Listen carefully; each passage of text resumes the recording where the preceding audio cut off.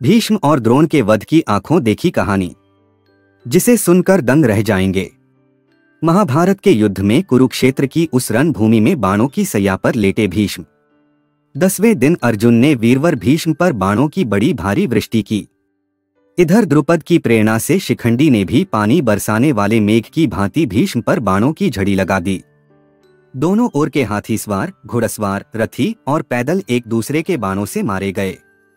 भीष्म की मृत्यु उनकी इच्छा के अधीन थी।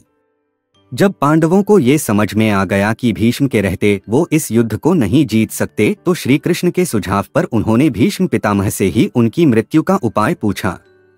उन्होंने कहा कि जब तक मेरे हाथ में शस्त्र है तब तक महादेव के अतिरिक्त मुझे कोई नहीं हरा सकता। उन्होंने ने ही पांडवों को सुझाव दिया कि शिखंडी को सामने करके युद्ध लड़े। वो जानते थे कि शिखंडी पूर्व जन्म में अम्बा थी, इसलिए वो उसे कन्या ही मानते थे। 10वें दिन के युद्ध में अर्जुन ने शिखंडी को आगे अपने रथ पर बिठाया। शिखंडी को आगे देखकर भीष्म ने अपना धनुष त्याग दिया। उनके शस्त्र त्यागने के बाद अर्जुन ने उन्हें बाणों की शैया पर सुला दिया। वे उत्तरायण की प्रतीक्षा में भगवान विष्णु का ध्यान और स्तवन करते हुए समय व्यतीत करने लगे। भीष्म के बाणशया पर गिर जाने के बाद जब दुर्योधन शोक से व्याकुल हो उठा, तब आचार्य द्रोण ने सेनापतित्व का भार ग्रहण किया। उधर हर्ष मनाती हुई पांडवों की सेना में धृष्टद्युम्न सेनापति हुए। उन दोनों में बड़ा भयंकर युद्ध हुआ, जो यमलोक की आबादी को बढ़ाने वाला था। 13वें दिन के युद्ध में कौरव सेना के प्रधान सेनापति गुरु द्रोणाचार्य द्वारा युधिष्ठिर को बंदी बनाने के लिए चक्रव्यूह पद्मव्यूह की रचना की गई। पांडव पक्ष में केवल कृष्ण और अर्जुन ही चक्रव्यूह भेदन जानते थे, लेकिन उस दिन उन्हें त्रिगत नरेश बंधु युद्ध करते करते चक्रव्यूह स्थल से बहुत दूर ले गए। त्रिगत दुर्योधन के शासनाधीन एक राज्य था। अर्जुन पुत्र अभिमन्यु को चक्रव्यूह में केवल प्रवेश करना आता था, उससे निकलना नहीं, जिसे उसने तब सुना था जब वह अपनी माता के गर्भ में था और उसके पिता अर्जुन उसकी माता को यह विधि समझा रहे थे और बीच में ही उन्हें नींद आ गई। लेकिन जैसे ही अभिमन्यु ने चक्रव्यूह में प्रवेश किया, सिंधु नरेश जयद्रथ ने प्रवेश मार्ग रोक लिया और अन्य पांडवों को भीतर प्रवेश नहीं करने दिया। तब शत्रुचक्र में अभिमन्यु अकेला पड़ गया। अकेला होने पर भी वह वीरता से लड़ा और उसने अकेले ही कौरव सेना के बड़े बड़े योद्धाओं को परास्त किया, जिनमें स्वयं कर्ण, द्रोण और दुर्योधन भी थे। कर्ण और दुर्योधन ने गुरु द्रोण के निर्देशानुसार अभिमन्यु का वध करने का निर्णय लिया।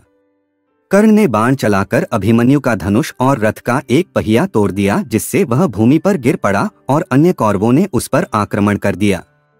इस युद्ध में अभिमन्यु मारा गया। युद्ध समाप्ति पर जब अर्जुन को ये पता लगता है कि अभिमन्यु के मारे जाने में जयद्रथ का सबसे बड़ा हाथ है, तो वह प्रतिज्ञा लेता है कि अगले दिन का सूर्यास्त होने से पूर्व वह जयद्रथ का वध कर देगा, अन्यथा अग्नि समाधि ले लेगा। 14वें दिन का युद्ध अविलक्षण रूप से सूर्यास्त के बाद तक चलता रहा और भीमपुत्र घटोत्कच, जो अर्धअसुर था, कौरव सेनाओं का बड़े पैमाने पर संहार करता रहा।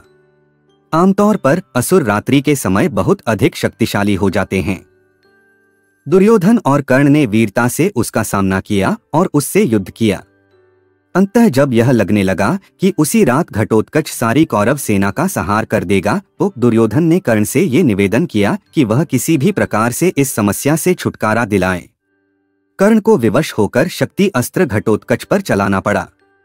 यह अस्त्र देवराज इंद्र द्वारा कर्ण को उसकी दानपरायणता के सम्मान स्वरूप दिया गया था, जब कर्ण ने अपने कवचकुंडल इंद्र को दान दे दिए थे।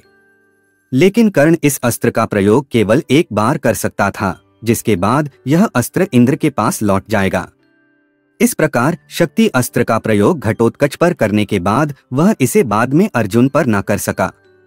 विराट और द्रुपद आदि राजा द्रोणरूपी समुद्र में डूब गए। उस समय द्रोण काल के समान जान पड़ते थे।